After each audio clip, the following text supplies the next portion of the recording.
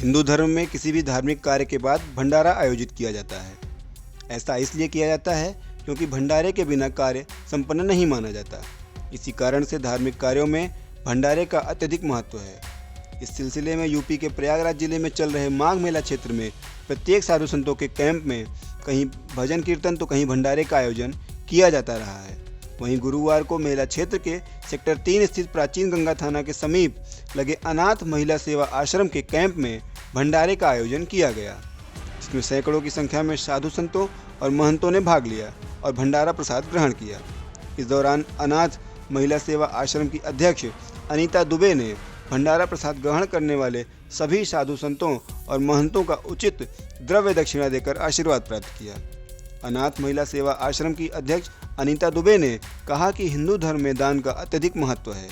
प्राचीन समय से ही राजा महाराजा हवन, पूजा पाठ, अनुष्ठान आदि करने के बाद अपनी प्रजा में अन्न, वस्त्र, भोजन आदि बांटते थे।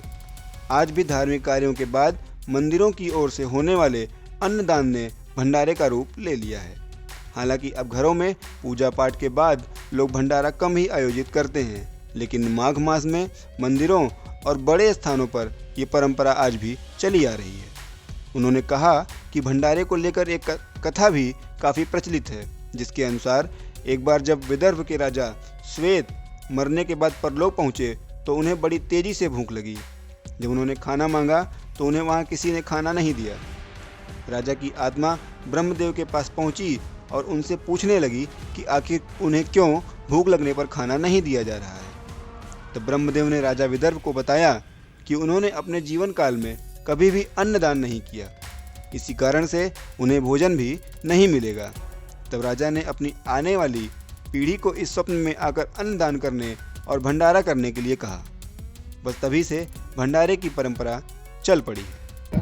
हमारे जो सनातन धर्म का जो बराबर परंपरा चली आई है कि माघ मकर रवि गति जब होई, तीरथ प्रति आव सब होई, देव दनुज नर किन्नर श्रेणी, सादर मज्जन सकल त्रिवेणी। इसलिए आते हैं कि हमारे जो हम कल्पवास करते हैं तो कल्पवास का कल्पांतर का हमारा जो है पाप नष्ट हो जाता है और हमारे अंदर शरीर में एक ऊर्जा पैदा होती है जो हम सनातन धर्म के कार्य करने के लिए आगे बढ़ते हैं और हमारी एक क्षमता बढ़ती है। और भंडारा करते हैं तो भंडारा के लिए तो हम जो एक स्वतंत्र हैं, ये हमारा भक्त प्रधान देश है। भारतवर्ष में केवल एक ही परंपरा है कि हम भंडारा करते हैं। भंडारा करने का मतलब है कि हम सब जीव को भोजन देते हैं और यहाँ आकर के माघ प्रयाग में जो भंडारा करता है उसका 10 गुना फल प्राप्त होता है जो हमारे प्रयागराज महाराज देते हैं।